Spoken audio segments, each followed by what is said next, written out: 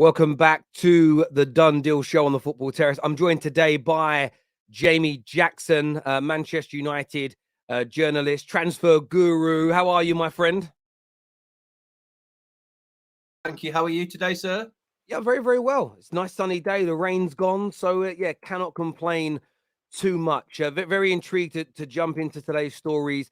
A lot surrounding Man United and the preferred bidders. We're going to get your understanding of the current state of affairs with that. And we are going to look ahead at the summer ahead, the transfers that Manchester United fans maybe can expect. So we're going to touch a little bit on Declan Rice as well, with Arsenal being the favourites, but United and Liverpool heavily linked as well. We're going to get Jamie's perspective on that. Viewers, any questions that you have, make sure you get them in. We'll always put our super chatters and our member chats first. Any questions you have for Jamie, feel free to send them in. But I thought that no better place to start today than with the news that's broke in the last 24 hours. Firstly, from the Express, that the Qataris are the preferred bidders of Manchester United. And then very late last night via the Sun, that Sir Jim is the preferred bidder to buy Manchester United. From your point of view, Jamie, what's the latest as you see it in terms of final decisions being made by the Glazers to sell all of the club or part of the club? Right. So I'm certainly not here to sort of go against anyone else's reported story. You know, the two organisations you mentioned there, they will have their own information and will obviously report in good faith and fair play to them. But I did have a little look at this yesterday for The Guardian, and I'm talking to sort of the sort of various camps. They had, I mean, this is as sort of late in the day as about 5:30, 6 p.m. They had not been told. This is, you know, Raine had not informed them who the preferred bidders had been. Now, maybe that changed as the evening went on. So it is interesting to see the coverage. I think there has been, I don't know, since this started. When did it start? Sort of late January, February, when the sort of first round of this sort of started. I know the Glazers put the club up for sale sort of during the World Cup, wasn't it, really? But and since then, it's sort of been a long, drawn-out process, kind of longer than, that they wanted it to be. This is the Glazers, and also the people who try to buy. And you do start to think, well, the summer's coming around, etc. You know, where are we? 11th of May. Excuse me. You know, will it be done before the transfer window opens, which is sort of early June, then sort of July? My answer to that is no. I'd be surprised. So I think it's just, you know, a bit of a sort of long-winded process, which maybe this week there will actually be some resolution on. But if you ask me sort of slightly different question, what options are possible? I think all three options, or the three main options, are still possible, which is, the Sheikh buys the club, Sir Jim buys the club, or one or more of the Glazers stay, take investment from, you know, like the Carlisle group, I think Aries, the Elliott as well are in there, maybe one or two others, to sort of prop up their own ownership of the club. You know, to understand a little bit, the six Glazers siblings, I think it's 5 brothers and one sister, and they all have, their shares in the club, varying amounts, which add up to about 69 or 70, I think it is, percent. Now, they all have their own, you know, they're all people, right? They have their own interests, life, family. They have their own advisors, lawyers. And so that's why maybe it's taking a little bit longer, because you effectively try to get an agreement between sort of 6 people with all those different dynamics I just mentioned. And that's probably why, you know, anything by committee, which essentially it is, you know, 6 people, is going to take a bit of time, longer than maybe for all different parties' interests would like. And so that's why I would not be surprised if, you know, if you were to kindly ask me back on your show in 2 months' time, for example, you know, somewhere would that be June, we might be having similar conversations. I'm not saying that will be 100%, but I'm just, you know, I'd be very surprised if this time next week, you know, it becomes clear that the Sheikh has been, you know, for example, been sort of advised that the Glazers, you know, via Raine want him. It might happen, but it's a little bit like a transfer story. It's a little bit like, you know, we're going to talk about Harry Kane maybe later. You know, these things have so many different moving parts that it's very difficult. Yeah. You know, and I think what you said, Jamie, is really significant about how you contacted the Guardian, very reputable organization in the industry, and Raine Group hadn't detailed any brief. It's very unlikely that if this information about preferred bidders has come out from the Raine Group, that they would just contact the desk at the Express and the Sun, but leave out the Telegraph, Sky Sports, the Guardian, the Athletic, to leave out those publications who, I think when most people look at the kind of, and I'm speaking the social media term here, look at the tier 1 and the tier 2 journalists, how like people view them, they all work for those organizations. So for all of those organizations to be left out of these briefings, and for just the Express and the Sun, and I mean that with the utmost respect to the people that work there, it does feel a little bit, well, maybe it was the Qataris that have leaked one bit, and maybe it's a Jim that has leaked another, to try, for one reason or another, to try, test the water, seeing what the people like. Yeah, the Raine Group haven't said anything, and they're the ones who would know. And I just feel like at the moment, these two stories, they contradict each other, and there's almost a little bit of, I don't think any final decision has been made yet. That's how it personally reads to me.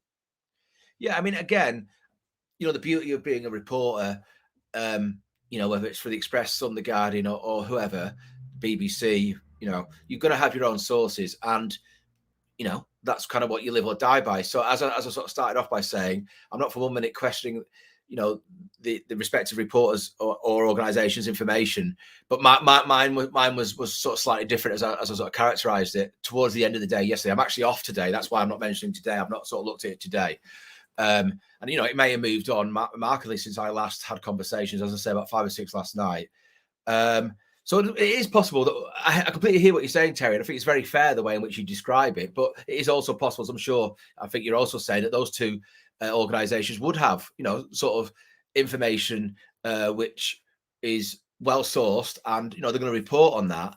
But I mean, what is interesting about this? I mean, there's so many different things interesting about this. Is Eric Ten Hag. Let's remember, there's a football team, right, at the heart of all this. A football team which millions, and I think it's fair to say millions of people care about. This is fans of Manchester United. I'm not a fan of Manchester United, but my son, who's 11, for example, is. His mum is, etc. There's a manager of this team called Eric Ten Hag, who's done very well this season. A bit of a wobble at the moment, lost the last 2 league games, but he's won a cup. You'd like to think, as someone who reports on both United and City and wants the teams to do well, that they're going to qualify for the Champions League.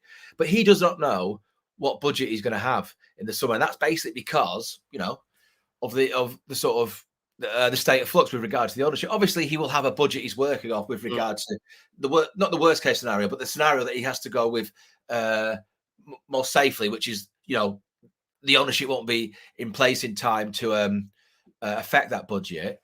But he doesn't know that, and any organisation, the very best football teams, this is the product on the pitch, are a reflection of the very best structure and ownership right off the pitch. Yeah, this is why United haven't won the league in sort of 10, 11 years, because the structure off the pitch is, let's say, I'm going to be polite, a bit absentee. A lot of other people who are fans of United might be a lot ruder. I'm not going to go down that road. Yeah. You know what I mean? So this is difficult for Ten Hag. So he's managing the team, and it's Manchester United. It's such a big job anyway, but it's also sort of having to manage his off-field stuff, which is very tricky for him. And I think from his point of view, I was in the press conference, I think it was last Friday, when he basically said this, he doesn't know what money he'll have. And he sort of said, I think it's obvious what I would like, which is some clarity, with regard to the ownership. It's difficult for him, and he's doing a good job in this sort of, if Guardiola had all this at City, for example, they wouldn't have won whatever it is, 4 or 5 leagues. It just wouldn't have happened, because he always says, and it's true, he needs the management, the backup, the structure off the field. Mm-hmm. Mate, it's so true. And I think that I've been preaching this on I've been doing the fan content now for 6, 7 years, and I've been preaching this the whole time. As much as I was annoyed with things under LVG, there was things about Jose that frustrated me, things about Ollie that frustrated me. I always came back to it, and rivals hate it because they feel like you're not blaming the right people, but I disagree. I always come back to the Glazers. Each and every single time I come back to the Glazers, because I even heard Simon Jordan speaking on TalkSport just the other day, and he said something along the lines, and it really tickled me pink. I laughed a lot, where he was having a go at Gary Neville for blaming the Glazers for us losing to West Ham. But then he goes on in the same rant that it's not the Glazers' fault, talks about they have made mistakes in terms of the people they have running the club, the managers they've picked and the players they've bought and the contracts they've renewed. Well, if all that's true, then you can blame the Glazers for losing games because all those decisions lead to the team that you have now, which has got massive holes in it. And after spending over £1 billion on players and having the biggest wage bill in English football, we shouldn't be where we are. We should be performing better. But the structure of the club, the people that we've had running it, the standards of the club are low. And right down to what Gary Neville's also called out many times. When you've got a stadium that leaks and there's pee all over the floor of the toilets and the training ground facilities haven't been updated in 20 years, these things show the players that the standards aren't high. And we've all worked for organizations where the standards are low and it gets into your system. And the takeover is so important. It's massive news. And that was another reason why I didn't think Sir Jim being the preferred bidder was necessarily the truth today, or the full truth, is because even the Sun newspaper didn't have it as their main headline tonight. They had more news on their back page today about Danny Dyer and Jard Bowen than they did this news. And this is the biggest sports takeover in the history of sport. It would be your back page spread if you had an exclusive that you knew who the preferred bidder was. There's no way the editor of the Sun or the Mail or the Guardian or the Athletic is going to put it on page 4 of the sports page in a little paragraph. It's going to be right across the back page. So Jim is going to be the new Man United owner. So that's why I was a little bit relaxed about it. I saw a lot of United fans kind of showing their asses, panicking. But on the panic, I wanted to ask you, Jamie, who do you feel, based on all the information you've been given in your sort of informed position, who do you feel would be the best new owner for the club? What's your gut telling you? Right. Okay. Well, there's two strands to this answer. Morally, there's no choice. It's Sir Jim. Football fans, some won't care about the sort of, the country that is Qatar and its human rights record. But you asked me the question. That's my answer with regard to the moral thing. Now, with regard to the funds, if the Sheikh has the sort of money which, he's supposed to have, and he's coming from a country where there is a heck of a lot of money. They just hosted the World Cup. Then there isn't a contest in terms of the finance. Because we already know that Sir Jim is going to, and I'm not always bad this, because it depends how it's done, obviously, how it's structured, but he's going to borrow as part of his buyout deal. So yeah, now it depends on who you listen to. Some fans don't give a hoot about the moral thing. They look at Newcastle, look at Manchester City, look at PSG and say, well, how can we possibly compete? Other fans say, well, actually, wait a minute. I don't, I'm talking about, say, Manchester City fans. It's not the club I grew up supporting because of the ownership that's there. And I'm hearing that about United. My son, for example, doesn't want the Qataris because of the human right. He's only 11 years old, but I'm quite proud that he's got a position on it, one way or the other. It's up to him what he thinks about it. But so it's complicated, or it's complex. But yeah, with regard to the finance, if what I understand to be true, and the reason why I'm prefacing it that way is because you're only as good as what you're being told. I haven't seen the Sheikh's bank account. I'm not professing to be some sort of expert on his or finances. I'm a reporter trying to do the best I can. But yeah, if what I'm being told is correct with regard to the finance and what I can see, etc., then on a purely financial basis, it doesn't seem to be a contest. His father, for example, this is the Sheikh, owns Harrods, and it's not even a massive part of his portfolio. Just to give you a little idea, the sort of money involved. Yeah. So, in financial terms, it seems to be the Sheikh. I think I look at it this way. So there's a lot of calls. Rivals are getting at United fans about Qatar and the country and some of its rules and laws and the moral standpoint. And my view's always been the same. I think you can look at any owner. You could look at the fact that Ineos have invested massively in the Middle East themselves means a lot of their money is being generated from the same very regions that people would say are immoral. You then have to look at the fact that I've seen some climate change stuff about Ineos, which again you could put down to that being an immoral business. Some people in this way, and it always depends on your stance politically, because some people look at capitalism as being evil. Ineos are a capitalist business, so you could call them evil. I've always been somebody that I understand the claims against owners from certain parts of the world or how they made their money. My views very much, I try not to be a hypocrite. So I went to Qatar. I got paid to go to Qatar. I'm not going to suddenly start attacking a country that essentially paid me money to go there and work, because that makes me a hypocrite. Does that make sense? I use an iPhone, and we know how the batteries for iPhones are sourced. We know who put iPhones together. I'm not going to suddenly sit here and be a hypocrite and start claiming to be the moral arbitrator for the world and we should all behave in a certain way whilst I'm getting on aeroplanes, whilst I'm using iPhones and I'm visiting certain parts of the world. So I kind of leave it out. And some people don't like that. Like, no, Terry, you should call out all the injustices. And I understand that to a certain degree, but it's hard for me to do that and then work in an industry which is propped up by money from those same regions, and then to take that money and act like it's okay. So I kind of keep my nose out of it, because you're always going to end up looking. There was a journalist who's been cooked online recently because he's called out money from that region. Yet his newspaper's 70% owned by people from that region. And I just sort of feel like, I don't know. I just kind of keep my powder dry on that. And I think a lot of United fans are just focused on who's going to run our club better. And I think that, like you've said, financially, there is just no comparison between the two at all. And I hope that the Qataris get it. I'm just not sure if they're going to. I've got this horrible, no, I say horrible gut feeling. I feel like it's going to be Sir Jim, and I don't necessarily think he's going to do as bad a job as people are making out. I don't think you put £5 to £6 billion into a football club that's currently rotting and continue to allow it to rot, because you're just going to lose your money. Where the Glazers, they never put a penny of their own money in, so it was always win-win for them. Whether they got 4 billion, 5 billion, 6 billion, they're making a huge profit. And for Sir Jim, I just don't see how he makes money out of this in the long. Some people think he's only in it to make money. Great, but the only way he makes money is by making Man United successful again. He can't make money out this club if we're failing, because valuation won't stay. It will fall away. Like, so I'm comfortable with Sir Jim. I'm worried about a few areas. The debt. I'm worried about the Glazers staying, and I'm concerned just with his track record at Nice not being amazing.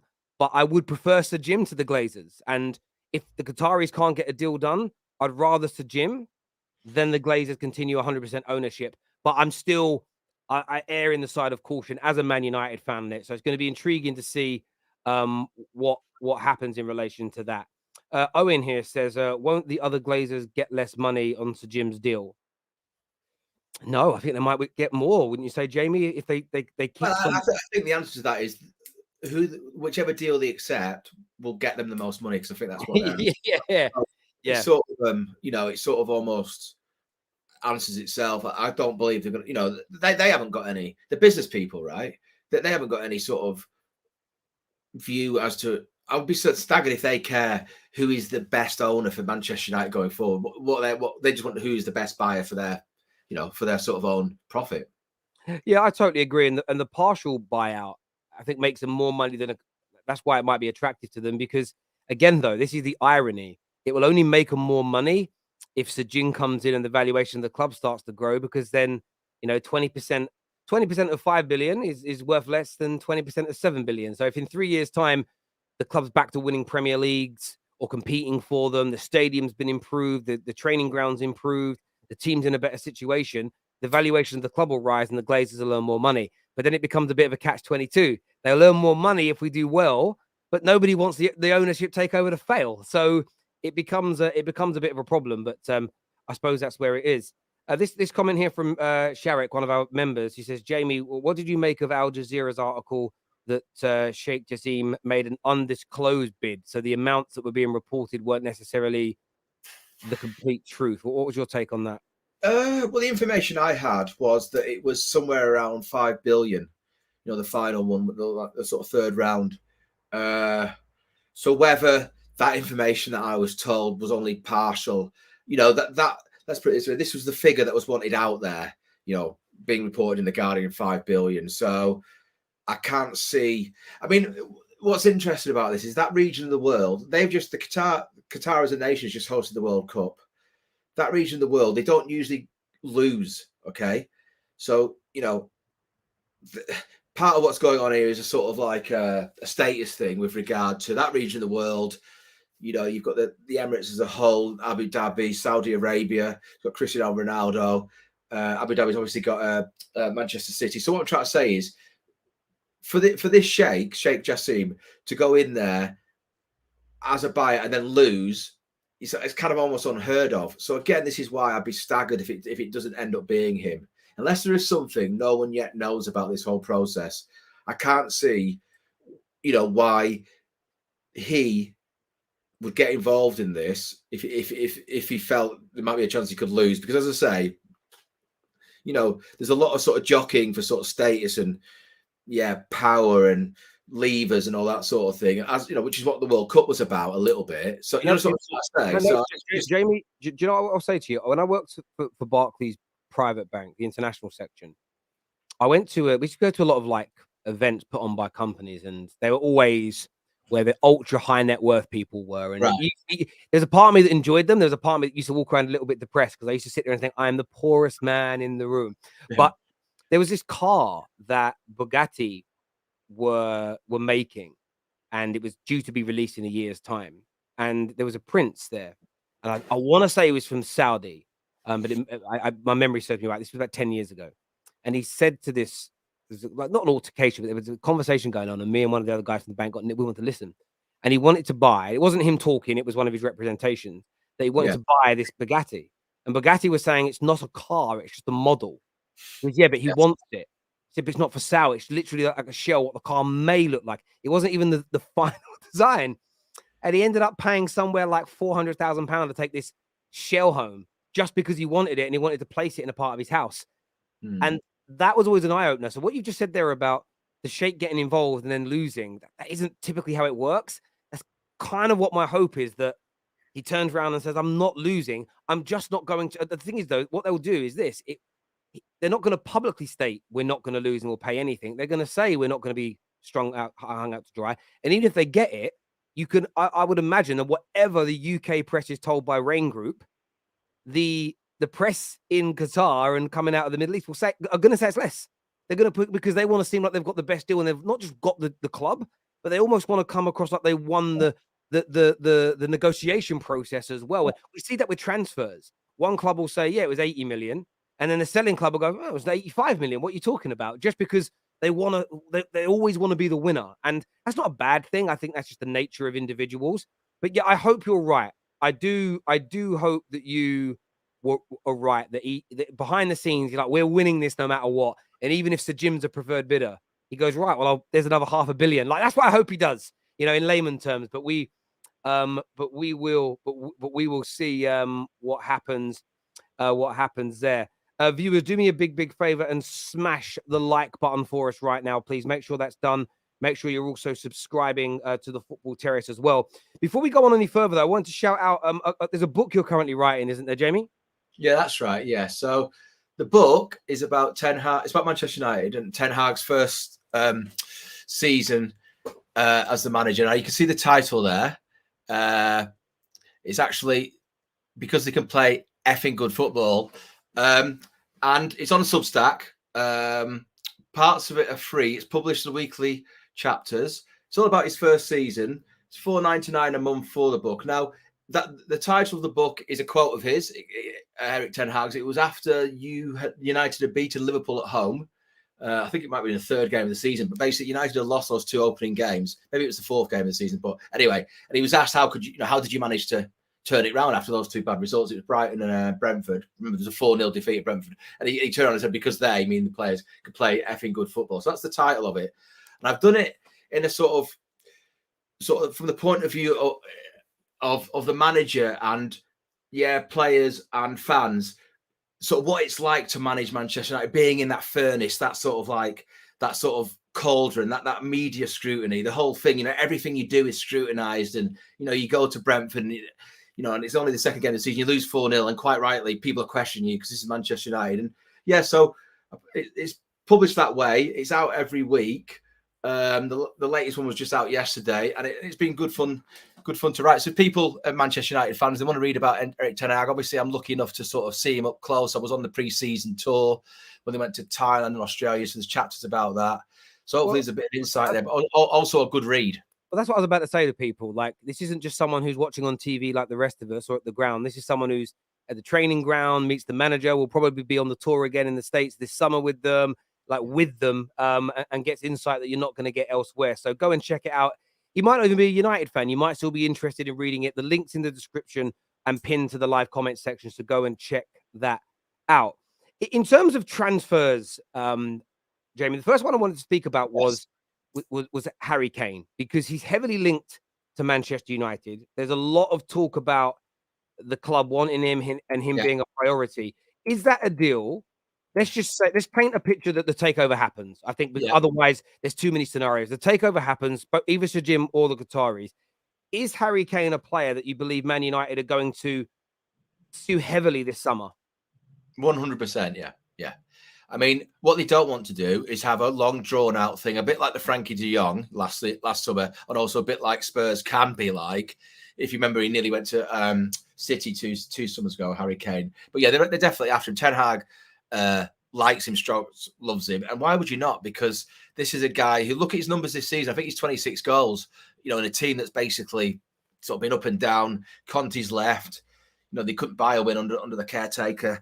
Ryan Mason's managed to get him a win, and he's the England captain. He's also very good football as well as finisher. But what they need is a top class striker who doesn't get injured and bangs them in, because United haven't really had that since Van Persie, right? Again, part of the dysfunctional management, and I'm talking about from the Glazers here, structurally, of the club and the team. So yeah, I think they are 100% after him. I think he's got a year left on his contract, hasn't he? So this is the interesting thing here. I think he probably wants to leave as well. Yes. And then you start to think, well, where's he going to go? If he doesn't go to United, where would he go? Would it be Bayern Munich? I think they probably do want a striker. But you understand what I mean? There isn't a lot of options. Sorry, a lot of buyers who meet the sort of requirements of, yes, they have the money, stroke, he would want to go there. I'm not saying, it's a shoe-in for United, because it won't be, because of the sort of whole Levy Spurs thing. But, if you're Harry Kane, right, you are now Tottenham's record goal scorer, right? That can never be taken away from you. Listen, I'm not a Spurs fan, and Spurs fans will have different opinions, but you can't, if you've got half a sort of balanced look at it, you can't really say he hasn't given you great service. He's still doing it this season, banging in the goals, and he's 29, 30, he might even be 30, but he's certainly about to hit 30. It's now or never for him. So it's going to be interesting. Now, the price is, I don't know, you tell me, 100, 120. And then you start to say, well, if they get him, or if his priority, which it is, this is Ten Hag, is a centre forward, they don't come cheap, as we're saying. What money is left for the rest of the team? Because I think the rest of the team, you're probably going to see Maguire leave. I think he wants another central midfielder as well. Maybe a De Jong, a sort of playmaking, someone to accentuate what he has there with Casemiro. Bruno Fernandes can play there, but he's more of a sort of attacking sort of number 10 player, isn't he? Yeah, and this is why it also knocks onto De Gea, why he can't really get rid of De Gea at the moment, because I'm not too sure he's 100% a massive. I think he admires him, but he's a great shot stopper. But we can all see he's got mistaken him. He's not very good aerially. Blah blah blah blah. But what I'm trying to say is he's only got a certain amount of money for a certain amount of positions. I think you probably see three signings this summer of kind of first team squad level. One will be elite. One will be. Let's see what we can get in central midfield, and then centre back possibly. Yeah, the centre back's an interesting one, because Varane, there are reports that he's on his way back. Excuse me, and should make the FA Cup final, if not sooner, because we know he's back at Carrington, because some sort of footage has come out in the last few days. But he can't play 2 games a week, and if Man United make the Champions League, there needs to be a big improvement in terms of being able to play twice a week. And we're linked to the likes of Kim Min-jae. I know Gahey of Crystal Palace has been linked to Man United in the last few days. So that would be an interesting one. Harry Kane or a striker is a must. And I know a lot of United fans we have to get a goalkeeper. And I do understand that we do have to get a goalkeeper. But De Gea, I think he's, as you say, seen as he can do a job. It's about the money that's available. And I think that if this takeover happens and the debt is cleared and the new owners inject. And one thing that I've seen, a lot of people have spoken about, even with new owners, the budget's still low. Where I disagree from a financial point of view is that Man United have not had a single penny injected to the club's transfer capital by any owner at any point. And they're allowed to inject £100 million of their own money every 3 years. So the new guy comes in and wipes the debt. That's £60 million a year back in our coffers. If they inject £100 million, that's another 100 million. So suddenly you've got £160 million extra on top of the 150, 200 budget that already remains.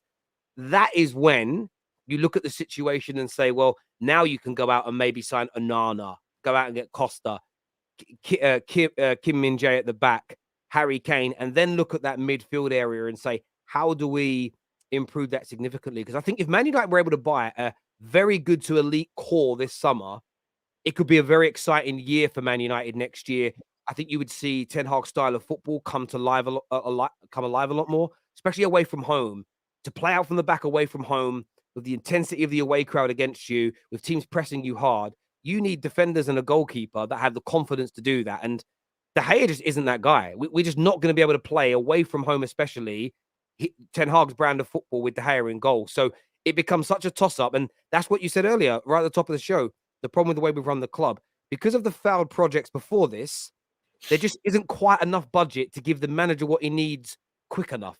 That's why it's 2 or 3 summers. Because we know if this was Man City, they'd be getting, no matter what else they needed, they'd be getting a new goalkeeper. That would 110% be happening. They wouldn't make Pep wait another year to get it done. I do think that's significant.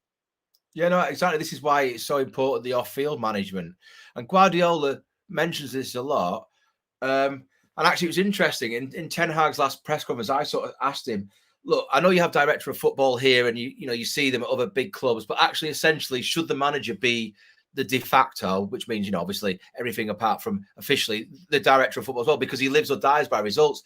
And he sort of took that point, but he also said, do not write off how important Begaristain is, for example, at City, because, the manager will come and go at a club, but what is remaining? The club, obviously, and who runs the sort of ethos, the philosophy, the football structure of the club? It's the director of football, and who has put that structure in place?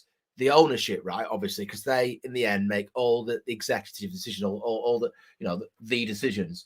And so, you're right about Guardiola. Tried Bravo, didn't he? That first season because he didn't fancy Joe Hart. That didn't work. Sadly for Bravo, and he got rid of him. And Ederson came in just like that. They didn't say to him, well, we've only got 50 million left for a keeper because you did Bravo. You know what I mean? They just, because of the management at the club is there. Now, obviously, Guardiola, to keep on using that example, can't keep on making mistakes, but he's so good that, he's not going to continue to do that. No, absolutely. And we saw this, Jamie. Sorry, go on. I was just going to say, your point there about playing out from the back away from home was really shown up that game at Sevilla, right? Now, you had a sort of unfortunate perfect storm of you had De Gea try to do it with Harry Maguire. I think it was the opening goal, yeah.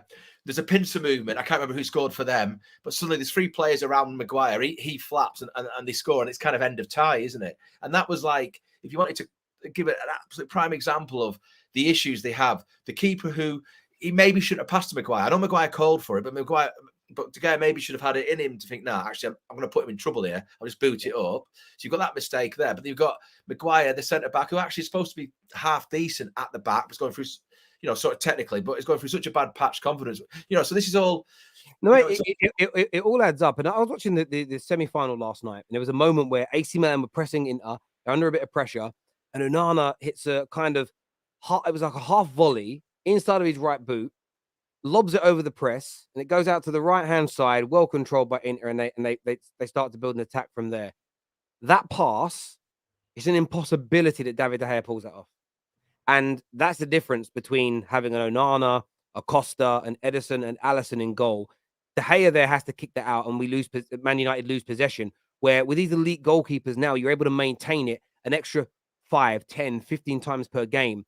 And those extra 10, 15 times per game that you're able to build from the back is where you create those additional chances to score and win games. And I love what De Gea has done for Man United. I think that in our real rough periods post-Fergie, he stopped us from dropping to mid-table with the amount of points he saved us in games. That's fair comment, yes. But the sentiment can't remain. The club has to move on and improve that area if we want to compete with the current best teams in the world. So I think it has to be done. And as your point alludes to, raising money in the summer will be very, very important as well. With, you mentioned Maguire leaving and others, what money can be raised. As you say, Harry Kane is I think, or a player like him is an absolute must.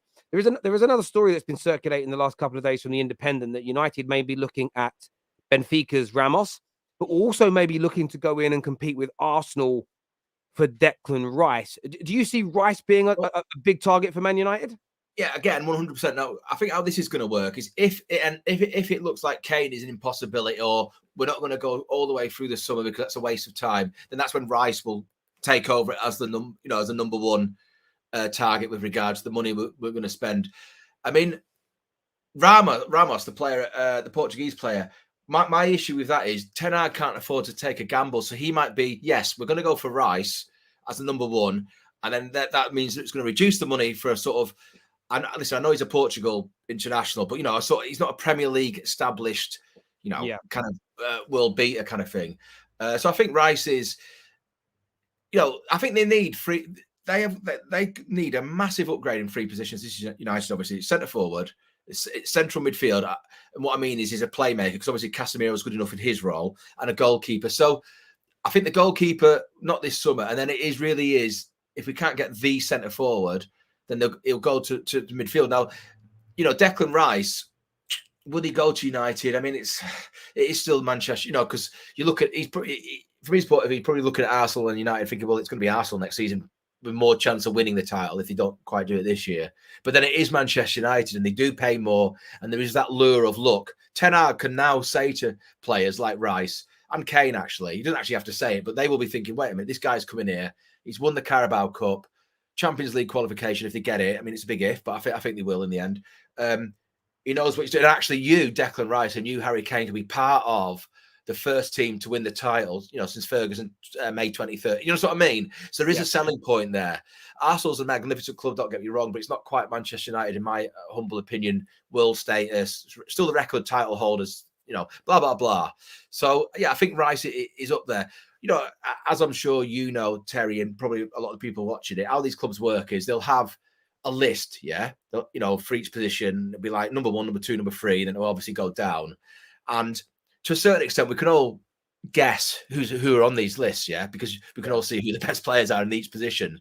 And so I think the Rice thing, I wouldn't be surprised, and this is just an opinion, this is not based on any factual report, I wouldn't be surprised if it came to a scenario where Rice has to choose between United, wants to choose between United and Arsenal.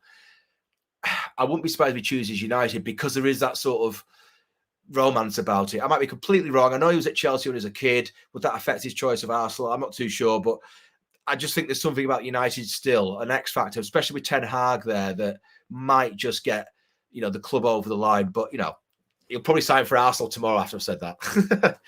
Yeah, I get where you're coming from. I think Arsenal are leading the race. When you read all the reports, when you sort of look and respect the kind of the journalists that are out there, everything that's going on, it feels very much to me like Arsenal are leading that race.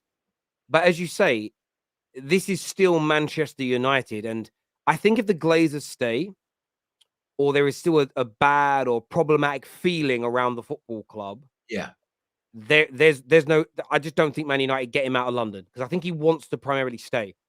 But if, for instance, we get our wish, and I get my wish as a United fan, and the Qataris come in, debt's cleared.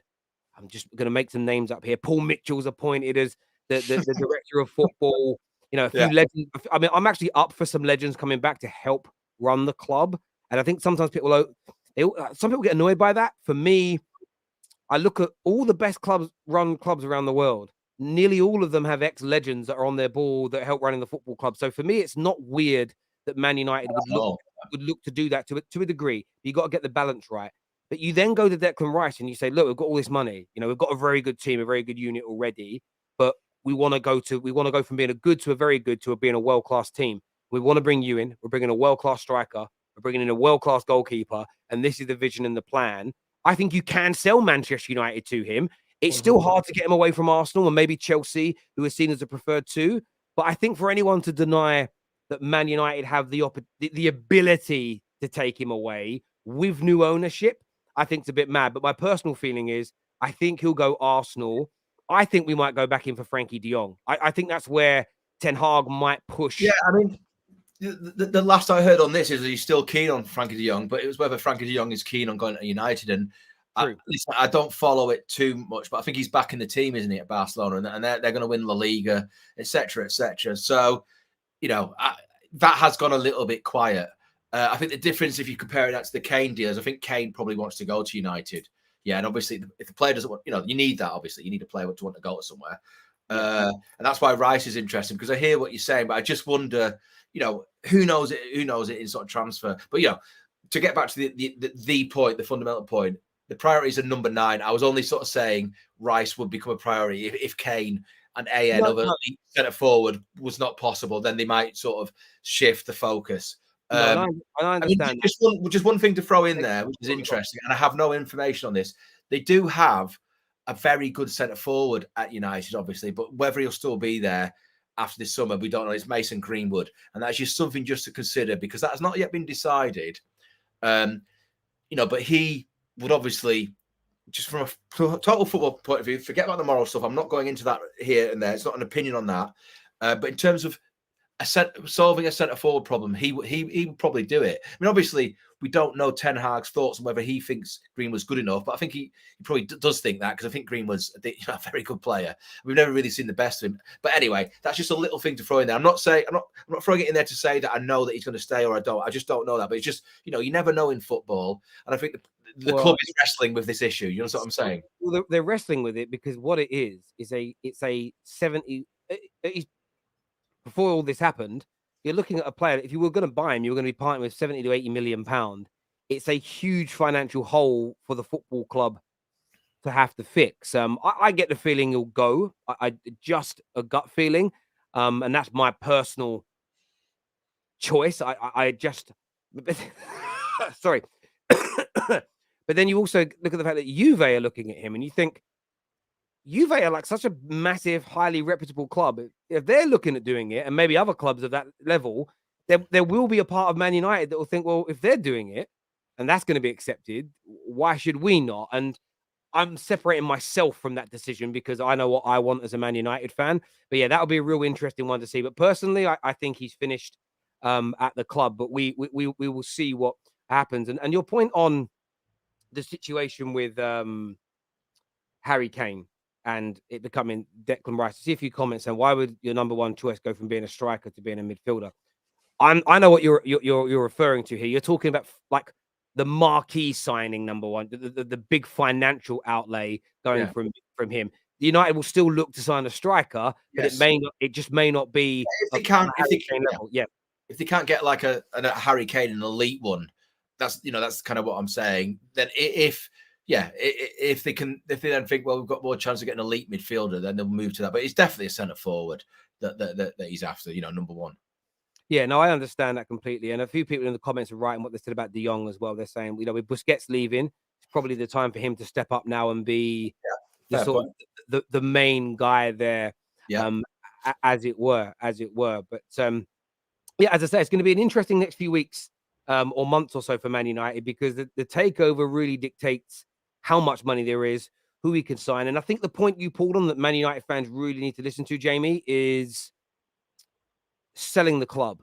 And Man United has always been able to be sold, even in this downturn that we're in.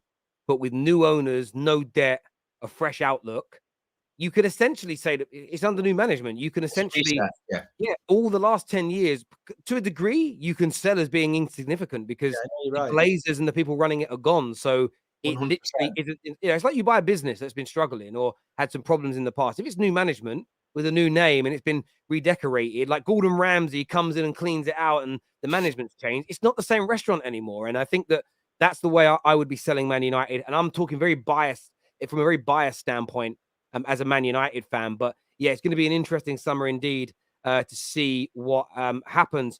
I want to say thank you, Jamie, for coming on this morning into this afternoon and giving us your insight into terms of what's going on. Remember, people, to check out the book that Jamie's writing. The link is in our description below. And just let people know where they can find your sort of journalistic work with The Guardian. Is that right? That's right. Yeah, if you just sort of type Jamie Jackson into Google, I think it comes up at the top at The Guardian. Last time I looked, there's over 7,000 stories that I've done since I first started working for The Guardian Observer, which was in 2002. So there's a heck of a lot of stuff there. But yeah, that and my Substack. Because as you kindly said, even if you're not a United fan, hopefully it's a good read as sort of what it's like to be involved in football. Absolutely. Jamie, always a pleasure to speak to you, my friend. Viewers, please hit the like button before you leave. Take care. Goodbye. God bless. And we'll see you.